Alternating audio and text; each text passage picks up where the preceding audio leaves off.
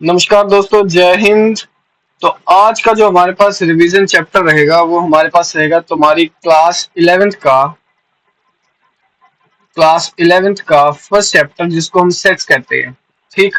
तो सेट्स हमने सबसे पहली बार देखी है कि सेट्स हमारे पास होते क्या हैं। सेट्स हमारे पास होते हैं well defined collection. Well defined collection. ठीक। वेल डिफाइंड कलेक्शन से हमारा क्या मतलब होता है? वेल डिफाइंड कलेक्शन मतलब जो चीज मेरे और तुम्हारे लिए दोनों के लिए सेम है और इस पूरी दुनिया के लिए सेम है। मेरे, तुम्हारे, या तो मैं कहूं पूरी दुनिया के लिए सेम है। पूरी दुनिया के लिए सेम है।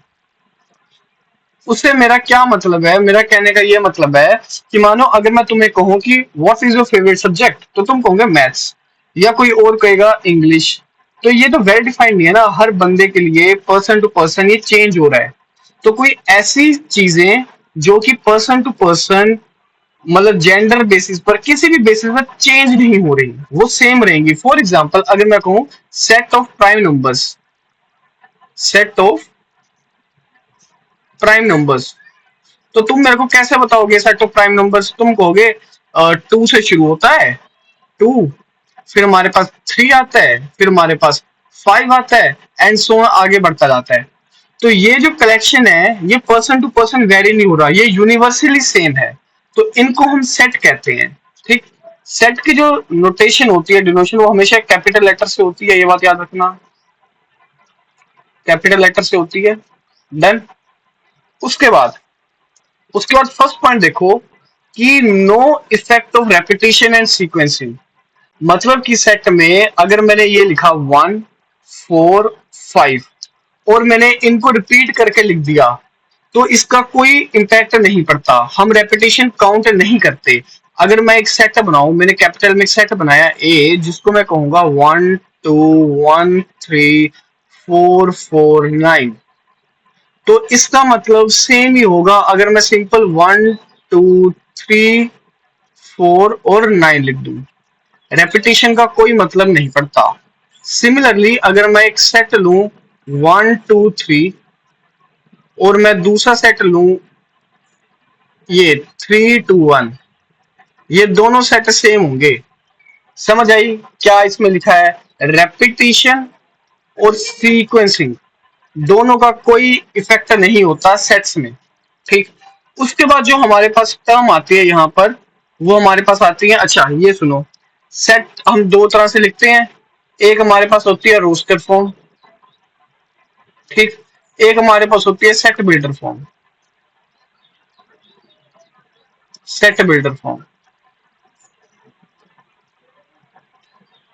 अगर मैं किसी भी सेट को इस तरह से लिखूं कि मैंने एक सेट लिया, उस पर मैंने लिखा 2, 4, 6, 8, 10। ठीक। और मैं एक सेट लूं अगला, ए ही लूं, उसको मैं लिखूं x, such that x is even number, x is even number between between 0 and 12। तो ये जो फॉर्म होती है मेरे पास, इसको मैं कहता हूं सेट बिल्डर। सेट बिल्डर यानी तुम देखो स्टेटमेंट की फॉर्म में, और ये मेरे पास होती है रोस्टर फॉर्म। रोस्टर फॉर्म यानी ऐसे नंबर्स के बेसिस पर। ठीक। बात समझ आएगी। उसके बाद हमारे पास आता है cardinality of a set. Cardinality of set क्या होता है? ध्यान से सुना। कार्डिनैलिटी ऑफ सेट होता है उस सेट में कितने एलिमेंट्स हैं। ठीक। हमारे पास एलिमेंट कितने हैं? अगर मैंने एक सेट लिया ए, तो उसकी कार्डिनैलिटी को मैं कैसे लिखता हूं? उसकी कार्डिनैलिटी को मैं या तो लिखता हूं मोड ए, या तो मैं लिखता हूं नंबर ऑफ एलिमेंट्स इन ए। इसका मतलब होता है नंबर, कि सेट ए में कितने हमारे पास एलिमेंट्स हैं। तो अगर मैं एक सेट को ले लूं 1, 2, 1, 4, 5 3 3 2। तो इसमें कितने एलिमेंट्स हैं बताओ। मैंने बोला इसी सेट को मैं इस तरह से लिख सकता हूं ए कोई, क्योंकि रेपिटेशन और सीक्वेंसेस का फर्क नहीं पड़ता। तो 1 2 3 4 5। तो इसकी हमारे पास कार्डिनैलिटी कितनी हुई, नंबर ऑफ एलिमेंट्स कितने हुए ए में बताओ मेरे को, 5। आई बात समझ में। कार्डिनैलिटी का मतलब क्या होता है, जब हमने कार्डिनैलिटी चेक करनी है तब हमने रेपिटेशन को काउंट नहीं करना। ठीक। उसके बाद हमारे पास डिफरेंट तरह के सेट्स होते हैं, डिफरेंट टाइप ऑफ सेट्स। पहला होता है इनफाइनाइट सेट। इनफाइनाइट का तुम्हें मतलब पता ही है क्या होता है, जो कभी खत्म ना हो, जो खत्म ना हो। तो एक ऐसा सेट है जो कभी खत्म नहीं हो रहा। तो मान लो एक सेट है, मैं ये सेट लेता हूं नेचुरल नंबर्स का, नेचुरल नंबर का सेट लिया मैंने।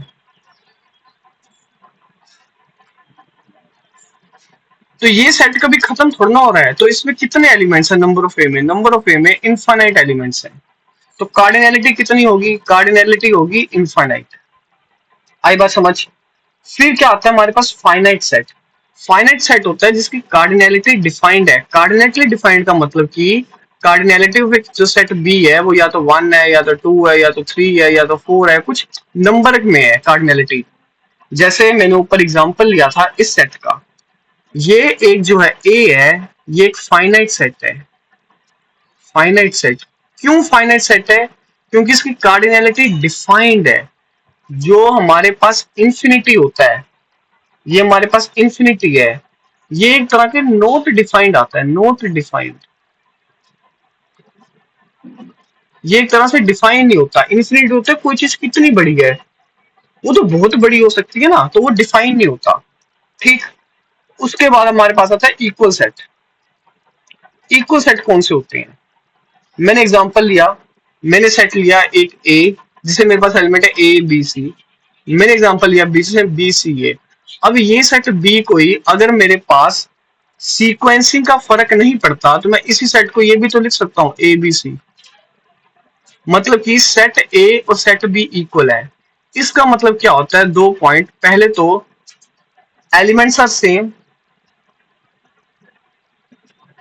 जो एलिमेंट्स है आर सेम, मतलब कि दोनों सेट में ए बी सी है। बात समझ आई। दूसरा पॉइंट, नंबर ऑफ एलिमेंट्स भी are same, number of elements,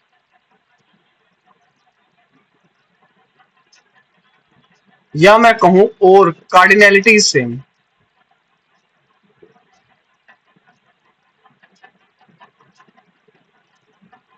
आई बात समझ में। अगर मेरे पास set A is equal to B है, उसका क्या मतलब हुआ कि दोनों में जो एलिमेंट्स हैं वो भी सेम है और दोनों की कार्डिनैलिटी भी सेम है। अब यहां पे मैं तुम्हें एक चीज समझाता हूं। मैथ्स में, मैथ्स में अगर मेरे को A is equal to B proof करना है तो मैं कैसे करता हूं, मैं पहले प्रूफ करता हूं कि A is subset equal to B, और मैं सेकंड प्रूफ करता हूं कि B is subset equal to ए।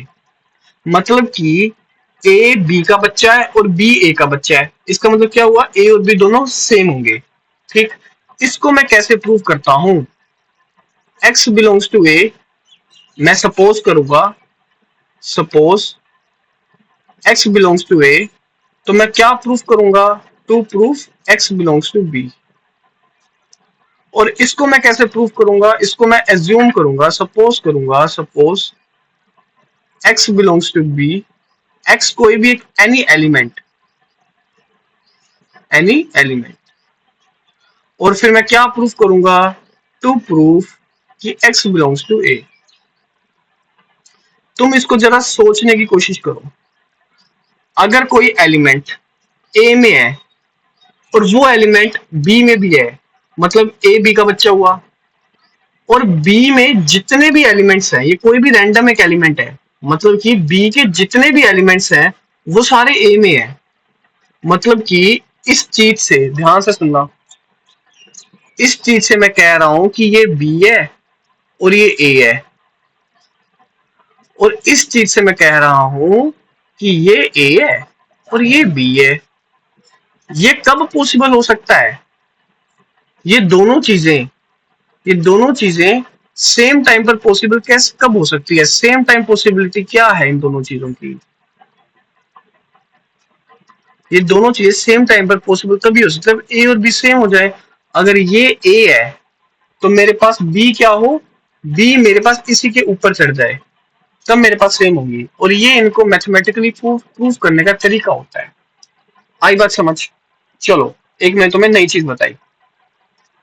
उसके बाद हमारे पास इक्वल के बाद आते हैं इक्विवेलेंट सेट। इक्विवेलेंट सेट कौन से होते हैं? जिनमें सिर्फ कार्डिनैलिटी सेम होती है। मैंने लिखा यहाँ पर ओनली, ओनली पे फोकस करना, ओनली कार्डिनैलिटी सेम। मैं एक सेट ले लूं ए, जिसको मैं कहूं 1 2 3। तो जो ए है उसकी कार्डिनैलिटी कितनी है? 3। मैं एक बी सेट ले लूं जिसको मैं कहूं ए बी सी, तो कार्डिनैलिटी ऑफ बी कितनी है? 3। मैं क्या कह सकता हूं? A is equivalent to B, but A is not equal to B. इस चीज को हमें समझना पड़ेगा, इक्वल क्या होता है और इक्विवेलेंट क्या होता है, क्योंकि ये पेपर में आ जाता है। Next we have null set. Null set क्या होता है? जिसकी कार्डिनैलिटी ही 0 होती है, उसमें कोई एलिमेंट आता ही नहीं। समझ रहे हो? कार्डिनैलिटी 0 मतलब उसमें कोई एलिमेंट नहीं आता। अगर मैं तुम्हें बोलूं, इसका एग्जांपल देखो, इसका एग्जांपल देखो कि अगर मैं बोलूं पॉजिटिव नंबर ए क्या है? Is set of positive numbers less than 0। अरे 0 से कम कोई पॉजिटिव नंबर होता है? 0 से कम पॉजिटिव नंबर होता ही नहीं है, तो नंबर ऑफ एलिमेंट्स इन ए कितना आएगा? 0। अरे बात समझ आई? ठीक। और इसकी डिनोशन ध्यान से, नोटेशन ध्यान रखना, या तो फाई या तो करली ब्रैकेट्स। समझ आया? इन दोनों का मतलब सेम होता है, मैंने यहां पे लिखा है। मैं देखो एक चीज लिखूं, फाई इज इक्वल टू ये, इज नॉट इक्वल टू ये। इस चीज को भी कर लेना, बच्चे काफी कंफ्यूज होते हैं इस चीज में। This is not empty set.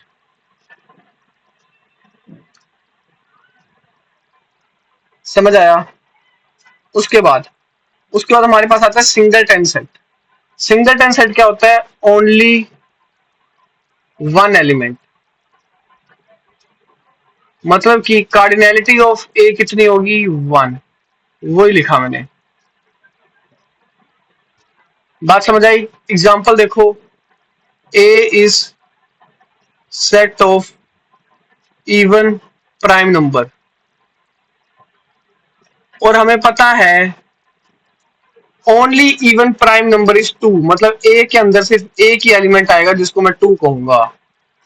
और एक और बात याद रखना, सेट को हमेशा करली ब्रैकेट्स में इनक्लोज किया जाता है। यहां तक समझ आया? फिर हमारे पास आता है सबसेट। सबसेट का क्या मतलब होता है? उस सेट के बच्चे, उस सेट के बच्चे। अगर मैं बी ले लेता हूं 1 2 3 4, और मैं ए ले लेता हूं 1 2, बी ले लेता हूं 2 3। अब मेरे को बताओ, नहीं बी नहीं, सॉरी, यहाँ पे मैं सी लूंगा 2 3। ए बी का बच्चा है, ए बी का क्या है? बच्चा।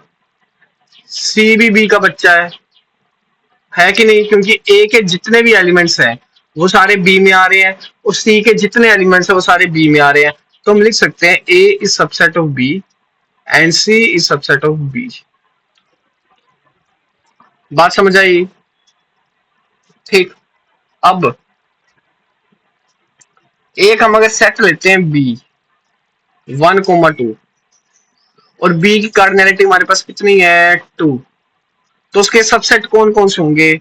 सबसेट बताओ, सबसेट कौन कौन से होंगे? मान लो एक तो होगा 1, एक तो होगा 2, एक तो होगा 1,2 और एक होगा 5।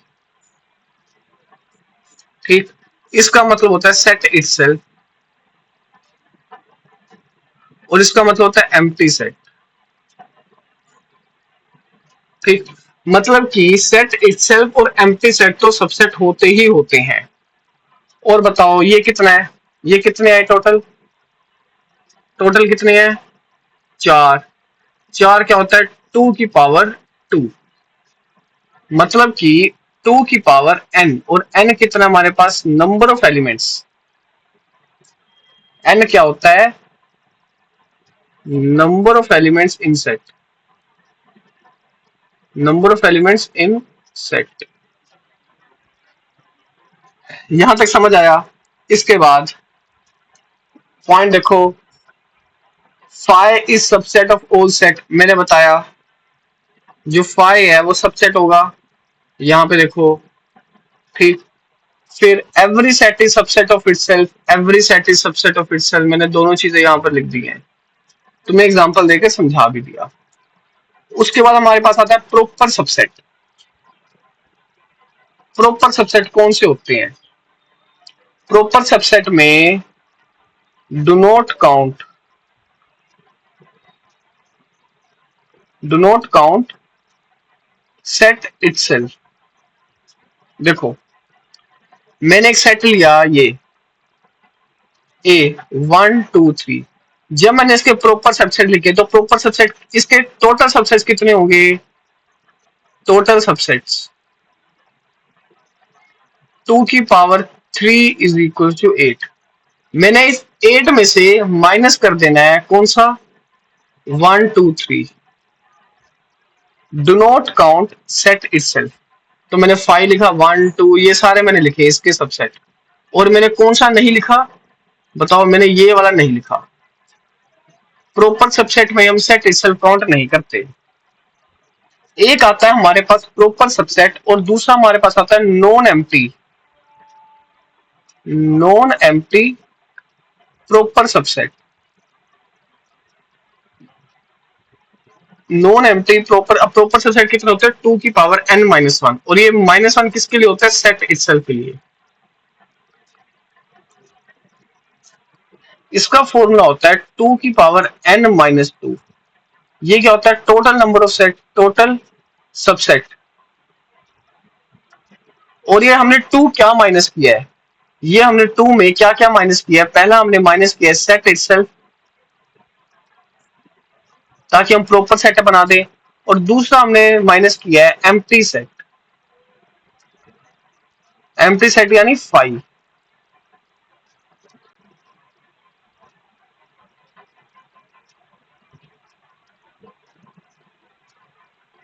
अरे आगे बात समझ में। इसके बाद पावर सेट आता है। पावर सेट क्या होता है? पावर सेट होता है हमने जितने भी सबसेट लिखे, मानो मेरे पास एक सेट है 1,2, इसके मैंने सबसेट लिखे, क्या क्या आएंगे इसके सबसेट बताओ? ये आएंगे। मैंने इन सभी सबसेट को भी सेट में डाल दिया और उसको नाम दे दिया बी, तो इस बी को मैं कहूंगा पावर सेट। और बी में कितने एलिमेंट्स आएंगे? जितने सबसेट होंगे ए के, उतने तो एलिमेंट्स बी में आएंगे। तो इसलिए हम कहते हैं कार्डिनैलिटी जो है पावर सेट की, वो किसके इक्वल है? Number of subsets. नंबर तो कितने, इसके अंदर कितने एलिमेंट्स आए हैं? जितने हमारे पास सबसेट है, तो हमारे पास कार्डिनैलिटी ऑफ बी कितनी होगी? सबसेट ऑफ ए। ठीक, उसके बाद हमारे पास पहली चीज आती है जिसको हम कहते हैं यूनियन। यूनियन का मतलब होता है या तो और या तो प्लस का निशान, प्लस। ठीक, वेन डायग्राम से देखो, ये मैंने इसकी वेन डायग्राम बनाई है। यूनियन का मतलब क्या हुआ? ये यू होता है यूनिवर्सल सेट। क्या होता है ये? यूनिवर्सल सेट एक ऐसा सेट है जहां से बाकी सेट ड्राइव होते हैं, उसको हम यूनिवर्सल सेट कहते हैं। ए और बी, तो हमारे पास ए यूनियन बी कितना आता है? ए भी कंप्लीट और बी भी कंप्लीट। ए और बी के सारे एलिमेंट। अब देखो एग्जांपल, ए में कौन क्या क्या है? 4 है, 5 है, 6 है, 7 है। बी में क्या क्या है? 4 है, 6 है, 8 है और 10 है। तो ए और बी में कितने आएंगे? 4, 5, 6, 7, 8, 10। ए और बी में जितने एलिमेंट्स हैं वो सारे ए यूनियन बी में आ जाएंगे। और फिर ये देखो, इसका क्या मतलब हुआ? अगर कोई एलिमेंट अगर कोई एलिमेंट ए यूनियन बी में बिलोंग करता है तो या तो वो ए में बिलोंग करेगा या तो वो बी में बिलोंग करेगा। इसका मतलब ले लो या अगर हमारे पास कोई एलिमेंट इसमें बिलोंग करता है, जैसे 4 है, और नहीं 4 नहीं 5 है। 5 एलिमेंट जो है, ये 5 बिलोंग्स टू ए, लेकिन 5 हमारे पास बी में बिलोंग थोड़ा ना करता है, पर वो ए यूनियन बी में तो बिलोंग कर ही रहा है। 5 belongs to A union B. अब जैसे 10 है, 10 बिलोंग्स टू बी, और 10 किसको बिलोंग कर रहा है? ए यूनियन बी को। मतलब एक ऐसा एलिमेंट जो दोनों सेट में से किसी भी सेट में होगा, जरूरी नहीं है कि वो दोनों सेट में होना चाहिए, वो किसी भी एक सेट में भी होगा तो वो यूनियन में आएगा। x belongs to A union B, मतलब x बिलोंग्स टू ए और x बिलोंग्स टू बी। अगर मान लो कोई एलिमेंट यूनियन में नहीं है, जब हमारे पास नहीं है मतलब कि वो ए में भी नहीं होगा, इसका मतलब होता है और वो बी में भी नहीं होगा। अब मैं एक एलिमेंट लेता हूं 3। 3 क्या ए यूनियन बी को बिलोंग करता है? नहीं करता है। इसका क्या मतलब हुआ? जो 3 है वो ए में भी नहीं होगा एंड 3 बी में भी नहीं होगा। अगर ये 3 बी में होता, मान लो इफ ये होता, तो डेफिनेटली 3 जो है वो ए यूनियन बी का पार्ट होता। बट हमें क्या बोलना है? ये ए यूनियन बी में नहीं है, मतलब ए में भी नहीं होगा एंड बी में भी नहीं होगा। इसको याद करने के लिए कैसे याद करवाया जाता है कि जब भी नोट का केस होगा, नोट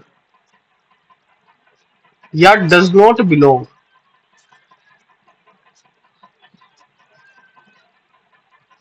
तो हमारे पास जो यूनियन होता है, देखो ना, यूनियन छोड़ो, ये जो और होता है, और ये हमारे पास एंड में चेंज हो जाता है, और जो एंड होता है ये हमारे पास और में चेंज हो जाता है। इसको याद करवाया जाता है। लेकिन याद करने का ऐसा कोई जरूरत नहीं है अगर तुम्हें इसका मतलब हिंदी में पता है तो। यूनियन में मैंने तुम्हें क्या बोला था? यूनियन में जो होता है वो और यूज होता है, और। लेकिन यूनियन में does not belong to case में एंड यूज हो जाएगा। समझ रहे हो?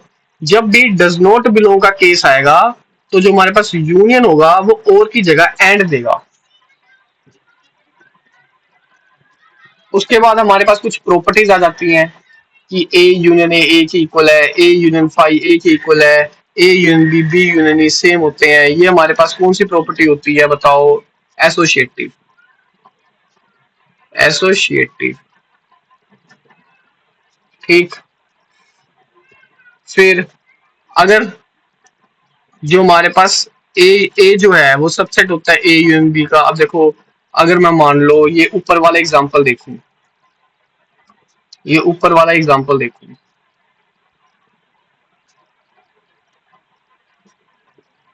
तो मेरे को एक चीज बताओ, जो ए है, ए में क्या एलिमेंट है? 4, 5, 6, 7। ए यूनियन बी में तो है 4, 5, 6, 7, मतलब मैं कह सकता हूँ A subset equal to A union B. ये तो ऑब्वियस है, तो वही चीज मैंने यहाँ पे लिखी है। और बी भी सबसेट इक्वल टू होता है यूनियन बी का। If A is a subset equal to B then A union B B के इक्वल होगा। इसको वेन डायग्राम से समझो। वेन डायग्राम बहुत आसान होती है। ये मैंने लिया यूनिवर्सल सेट, ये मैंने लिया बी और ये ए है और ये बी है। A is a subset of B, इसका मतलब हुआ ये, तो मतलब ए यूनियन बी क्या होगा, ए यूनियन बी तो ये सारा होगा ना, ये सारा, बताओ। तो मतलब ए यूनियन बी किसके इक्वल होगा, ए यूनियन बी किसके इक्वल होगा, बी के। अरे बात समझ आई। चलो फिर हमारे पास आता है डिसजॉइंट सेट। यूनियन में हमारे पास तीन केसेस बनते हैं, यूनियन में हमारे पास तीन केसेस बनते हैं, और सेम इंटरसेक्शन में भी बनते हैं। मैं वेन डायग्राम से तुम्हें समझाता हूं।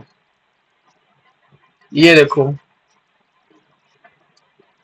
एक तो तुम्हारे पास ये केस बन गया ए बी यूनिवर्सल सेट, एक तुम्हारे पास केस बन गया ए और बी यूनिवर्सल सेट, और एक तुम्हारे पास केस बन गया सबसेट वाला यूनिवर्सल सेट। इसको क्या कहते हैं हम, डिसजॉइंट। डिसजॉइंट डिसजॉइंट का क्या मतलब हुआ कि ए इंटरसेक्शन बी जो है वो फाई है, मतलब कि ए एंड बी में कोई भी कॉमन एलिमेंट नहीं है, कोई भी कॉमन एलिमेंट नहीं है। एग्जाम्पल देखो, अगर मैं एक सेट ले लूं ए जिसको मैं बोलूं 1,2, और सेट बी ले लूं मैं जिसको मैं बोलूं 3,4, इसमें कुछ कॉमन है, कुछ कॉमन नहीं है, तो मैं कहूंगा A intersection B is equal to 5। मतलब कि ये दोनों हमारे पास कैसे सेट है, डिसजॉइंट। इसमें ये पोर्शन कॉमन है, इसमें कुछ कॉमन नहीं है, और इसमें ये पोर्शन कॉमन है। और यही मेरे पास A is subset equal to B वाला है, तो मेरे पास ए यूनियन बी किसके इक्वल होगा, बी के। बात समझ आई। ये तीन सेट है, तीन बनते हैं हमारे पास। उसके बाद हमें बोला है, ये वाला क्वेश्चन आ जाता है कभी कभार पेपर में, तीन, हमें वो कुछ नहीं देगा, हमें वो बोल देगा ए में तीन एलिमेंट है, बी में तीन एलिमेंट है, ए यूनियन बी में बताओ। जब मेरे को ए यूनियन बी में एलिमेंट बताने, तो मेरे को पता है ए यूनियन बी के मेरे पास तीन केसेस बनते हैं, तो मैं कभी भी एग्जैक्ट नंबर ऑफ एलिमेंट्स नहीं बता पाऊंगा अनलेस एंड अनटिल मेरे को बहुत बढ़िया सी कोई कंडीशन दी हुई है। तो मैं इसमें रेंज बताऊंगा, रेंज मिनिमम और मैक्सिमम। मिनिमम कितने होंगे 6 और मैक्सिमम 9। मैक्सिमम तो इस केस में आ जाएंगे, मैक्सिमम कैसे आएंगे 3+6। देखो बताता हूं, मैक्सिमम जो एलिमेंट्स होंगे वो इस केस में आएंगे, मैक्सिमम ए यूनियन बी, और इस केस में कितने आएंगे, मिनिमम ए यूनियन बी।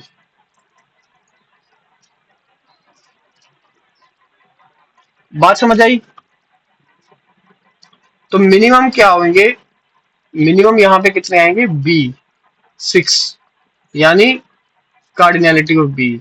मतलब ये कौन सा केस होगा, A is subset equal to B वाला, और ये कौन सा केस होगा, डिसजॉइंट वाला। डिसजॉइंट वाला केस कैसे होगा, ए यूनियन बी में कितने एलिमेंट्स आएंगे, जितने एलिमेंट्स ए प्लस बी में होंगे वही तो आएंगे।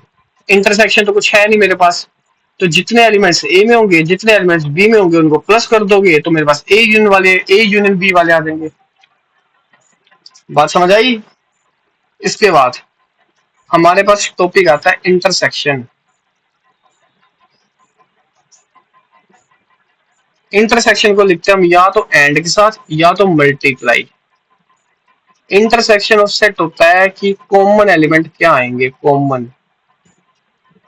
वेन डायग्राम से देखो, ये कॉमन हुआ, ये ए और बी दोनों का कॉमन है, इसमें कुछ भी कॉमन नहीं है, कुछ भी कॉमन नहीं है, तो ए इंटरसेक्शन बी 5 हो जाएगा। यहाँ पे ए इंटरसेक्शन बी कितना होगा, A, A is subset equals to B. और इसी यूनियन के केस में मैं तुम्हें रिकॉल करवाऊं, जब ए हमारे पास सबसेट ऑफ बी होता था, तो ए यूनियन बी हमारे पास बी के इक्वल आता है, और ए इंटरसेक्शन बी हमारे पास ए के इक्वल आता है। हमें इसमें कुछ नहीं कह सकते, इसमें ये पोर्शन जो है वो इंटरसेक्शन वाला है। ठीक, वही चीज लिखी। आई बात समझ। उसके बाद आता है x belongs to A intersection B. अगर देखो, मान लो ए हमारे पास 1 2 है और बी हमारे पास 2 3 है, तो ए इंटरसेक्शन बी कितना आएगा? 2। इंटरसेक्शन में ध्यान से सुनना, इंटरसेक्शन में कोई भी चीज आने के लिए टू इंटरसेक्शन में कब आया? जब टू इसमें भी था और टू इसमें भी था, दोनों में होना चाहिए। x belongs to A intersection B का मतलब है x ए में भी होना चाहिए and x belongs to B, दोनों में होना चाहिए। और मैंने तुम्हें बोला है does not belong to case में, जब यहाँ पे इंटरसेक्शन का साइन है तो यहाँ पे एंड आना चाहिए था, बट यहाँ पे और आ जाएगा। Does not belong to case में, does not belong to case में जो एंड होता है वो और में चेंज होता है और जो होता है वो एंड में चेंज होता है। आ गया।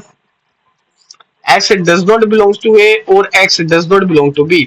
अगर तुम इसको समझो, अगर मान लो मैं एक लू सेट ए 1 2 और बी ले लू मैं 3 4, तो मेरे पास जो 5 है does not belongs to A intersection B.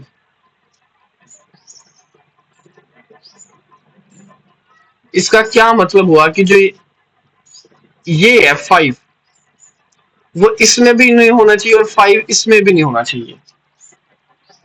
समझे बात? या एक और सेट लो 1 2 और दूसरा सेट लो 2 3। तो मैंने क्या बोला कि ए इंटरसेक्शन बी कितना है? 2। 1 does not belongs to A intersection B, मतलब कि अगर 1 इसमें है, इसमें क्या है, लेकिन 1 जो है इसमें नहीं है। 1 को ए इंटरसेक्शन बी में बिलोंग होने के लिए इसमें भी होना चाहिए था और इसमें भी होना चाहिए था। अगर दोनों में से किसी एक में नहीं है तो वो ऑब्वियसली बात है इंटरसेक्शन में नहीं आ सकता। समझे इस बात को? इस स्टेटमेंट का मतलब ये होता है। फिर कुछ वही बेसिक सी प्रॉपर्टीज आ जाती हैं। A intersection A intersection B intersection C होता है। इस प्रॉपर्टी को हम कम्यूटेटिव कहते हैं।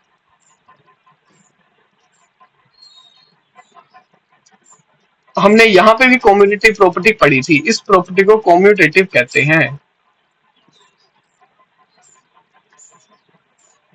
ठीक, चलो फिर ये प्रॉपर्टी होगी, इस प्रॉपर्टी को हम एसोसिएटिव कहते हैं। एसोसिएटिव।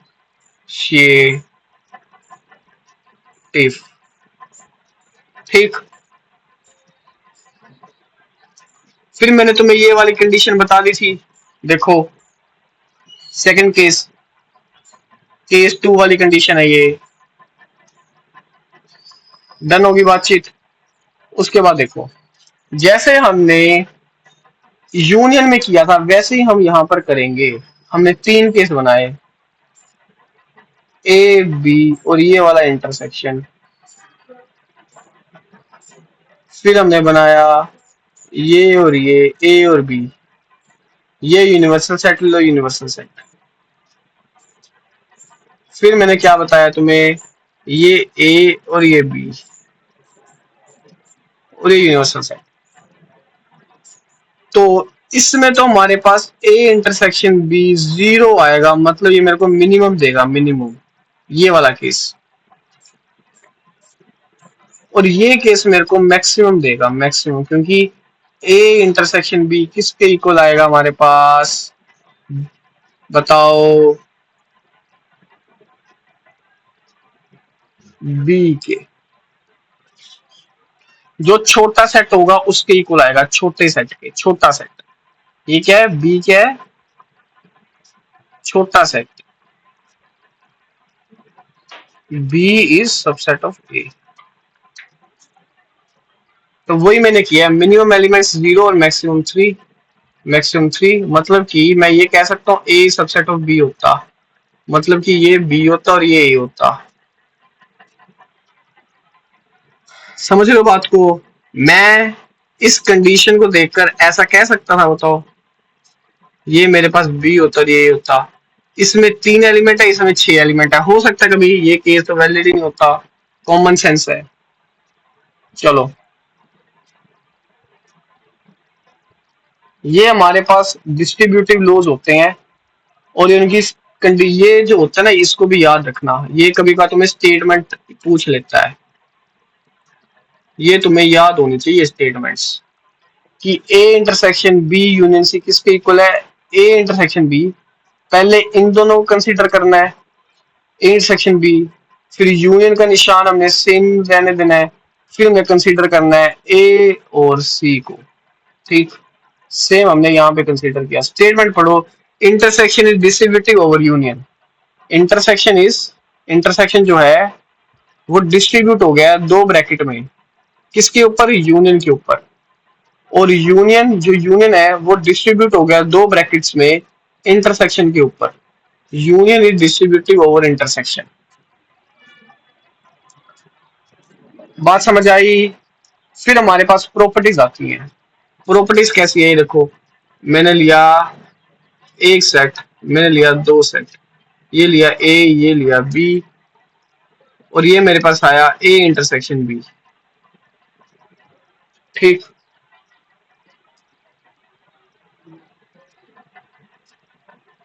ये मैंने लिया एक सेट, यहां पे मैंने लिया दूसरा सेट। ठीक, इसको मैंने बोला पार्ट वन, इसको बोला मैंने पार्ट टू, और इसको बोला मैंने पार्ट थ्री। आई बात समझ। तो ए यूनियन बी किसके इक्वल होगा, ए यूनियन बी किसके इक्वल होता है, 1 + 2 + 3। वेन डायग्राम से, कहां से, वेन डायग्राम से। और वैसे किसके इक्वल होता है, देखो पहले हमने पूरे एलिमेंट्स लिए ए के, पूरे ए के एलिमेंट लिए, फिर हमने पूरे बी के एलिमेंट लिए, फिर हमने ये जो पोर्शन है इंटरसेक्शन वाला, ये बीच वाला पोर्शन, ये इसमें भी आएगा, ये इसमें भी आएगा। तो हमने दो बार इंक्लूड कर लिया, हमने एक बार उसको माइनस करना होता है। ये देखो, ओनली ए में आया ब्लू प्लस ग्रीन, इसमें क्या आया, ग्रीन प्लस येलो। तो ग्रीन दो बार आ गया ना, देखो ग्रीन दो बार आ गया, तो मेरे को एक बार ग्रीन माइनस करना है, मेरे को माइनस करना है एक बार ग्रीन पोर्शन को। समझे, ठीक है। उसी हिसाब से ये एक हमारे पास पॉइंट सेकंड, जो पॉइंट सेकंड की डायग्राम है वो ऐसे बनती है, 1 2 और ये 3।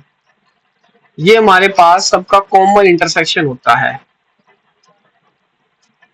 समझे, ये होता है ए, ये होता है बी, और ये होता है सी। और ये रेड वाला क्या होता है, A intersection B intersection C. Formula तुम सबके सामने है, फॉर्मूला तुम देख लो, मैं बाकी लेबलिंग भी कर देता हूँ। ये होता है A intersection C, B intersection C, और ये वाला जो ब्लू पोर्शन है ये हमारे पास होता है ए इंटरसेक्शन बी। ठीक, अब ये मैंने दोबारा सेट बनाया, ये ए लिया, ये बी लिया, ये ए इंटरसेक्शन बी लिया। जो हमारे पास ये वाला पोर्शन होगा, ये वाला, ये वाला, ये वाला, ये वाला, ये वाला, ये वाला, ये वाला, ये वाला, इसको मैं कहता हूं ओनली ए। मतलब कि ए माइनस ए इंटरसेक्शन बी।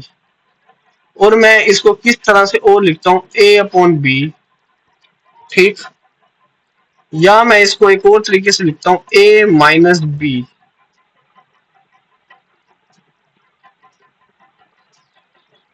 समझ आया, बताओ। ठीक, और ये सारी इसी की नोटेशन है, A minus B, only A, A upon B, A intersection B complement. ये क्या है, कॉम्प्लीमेंट। तो फॉर्मूला क्या बना, number of elements in A, A में जितने, ये पूरा ए है, ए में जितने एलिमेंट्स थे उसमें से ये पोर्शन माइनस कर दो, वो मेरे पास आएगा ये रेड वाला पोर्शन। और सेम मैंने x belongs to a minus B का मतलब क्या हुआ, x बिलोंग्स टू a मतलब a में बिलोंग करता है, इस वाले पोर्शन में बिलोंग करता है, ये वाले पोर्शन में। एंड x b को बिलोंग नहीं करता, ये पूरा b है, ये पूरा जो क्या है ये b है, x इस पोर्शन में नहीं आता। बात समझ आई? उसके बाद कुछ ये माइनस वाला निशान याद रखना, ये माइनस वाला निशान किस चीज के लिए होता है, ये ओनली का निशान होता है, ओनली, या मैं कहूँ डिफरेंस ओवर सेट, ये वाला। तो जैसे हमने डिस्ट्रीब्यूटिव प्रॉपर्टीज पढ़ी थी वैसे ये प्रॉपर्टी है कि माइनस जो है दो जगह बढ़ जाएगा, बढ़ जाएगा।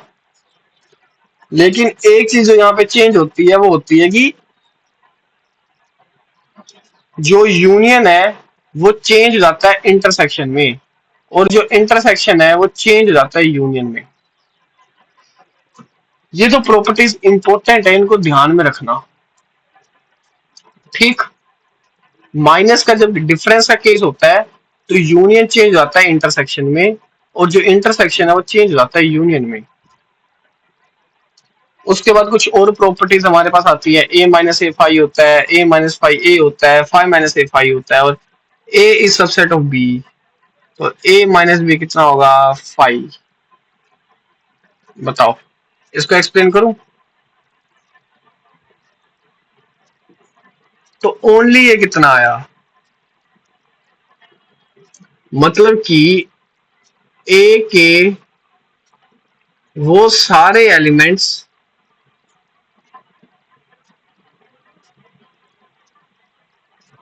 जो b में ना हो, ए के वो सारे एलिमेंट्स जो बी में ना हो, ऐसा तो कोई एलिमेंट ही नहीं है, ए के सारे एलिमेंट बी में है। डन। तो मतलब ए ओनली ए जो होगा, या मैं ये लिखूं या मैं लिखूं ओनली ए, वो मेरे पास फाइव के इक्वल होगा। समझ आई बात? फिर हमारे पास आता है symmetric difference between two set. Symmetric difference का ये निशान होता है। अब देखो सिमेट्रिक डिफरेंस किसके इक्वल आया, ये पोर्शन और इस पोर्शन के। ये पोर्शन क्या है मेरे पास, ओनली ए, और ये पोर्शन क्या है मेरे पास, ओनली बी। समझ आया? मतलब इन दोनों को ऐड कर रहे हैं। तो वही किया, ये निशान याद रखना, ट्राइंगल वाला जो होता है सिमेट्रिक डिफरेंस का निशान होता है, A minus B only A union only B. समझ आया? और ये मैंने इसको नंबर्स की फॉर्म में लिख दिया। बात समझ आई सेट की अभी तक सारी? कोई दिक्कत वाली बात नहीं, आसान सा चैप्टर है, फॉर्मूला भी जिस पे क्वेश्चन आ जाते हैं हमें जो करने हैं। डन होगी बातचीत? उसके बाद complement of a set. Complement of a set क्या होता है, देखो ये मैंने बनाया एक सेट, ये यूनिवर्सल सेट, ये मैंने लिया ए। कॉम्प्लीमेंट ऑफ सेट पता क्या होगा, कॉम्प्लीमेंट ये वाला, ये बाहर वाला, मतलब कि ए को छोड़कर बाकी सारा, उसको मैं क्या कहता हूं, कॉम्प्लीमेंट ऑफ ए, और मैं डिनोट कैसे करता हूं, ए कॉम्प्लीमेंट या ए कॉम्प्लीमेंट। बात समझ आई? और ये होता क्या है, ये क्या हुआ, पूरा ये जो पूरा होता है, जो मैं अभी येलो से कर रहा हूं, ये जो मैं येलो से कर रहा हूं, पूरा यूनिवर्सल सेट है। मतलब कि यूनिवर्सल सेट में से अगर मैं ए को माइनस कर दूं तो मेरे पास क्या आएगा, ओनली ए कॉम्प्लीमेंट। आई बात समझ में? उसके बाद मैंने दोबारा एक डेफिनेशन लिख दिया, इसकी डेफिनेशन दिमाग में रखना, आजकल जैसा पेपर का ट्रेंड हो रहा है वो डेफिनेशन ऐसे स्टेटमेंट ज्यादा पूछता है। x belongs to A complement मतलब x belongs to universal set and x does not belongs to A. A को बिलोंग नहीं करता, मैंने क्या लिखा, ए को छोड़कर बाकी सारा, ए को बिलोंग ना करे, ए को बिलोंग ना करे। और मेरे को एक और बात बता दो, बिलोंग का निशान क्या होता है? ये होता है बिलोंग्स, और ये होता है डज नॉट बिलोंग।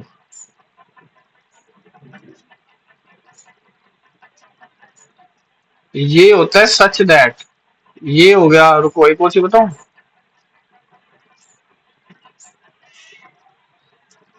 ये हो गया या ये हो गया, ये निशान होता है सच दैट का। मेरे को लगा कि तुम्हें बता देना चाहिए। ठीक। उसके बाद हमारे पास प्रॉपर्टीज है। ए कॉम्प्लीमेंट का कॉम्प्लीमेंट ए होता है। ए यूनियन ए कॉम्प्लीमेंट हमारे पास यूनिवर्सल सेट देता है। मैं मार्क कर लेता हूँ, देखो ना यहाँ पे मैंने बनाया, ये मैंने दिया ए, और ये क्या है? A complement. ठीक। ए तो हो गया ये वाला। ए कॉम्प्लीमेंट क्या हुआ? ये बाहर वाला। तो ए यूनियन ए कॉम्प्लीमेंट किसके इक्वल हुआ? यूनिवर्सल सेट के। ए इंटरसेक्शन ए कॉम्प्लीमेंट हुआ फाइव के। If A subset of B, then B complement subset of A complement. इसको तुम कैसे समझ सकते हो? ये वाली डायग्राम बनाकर।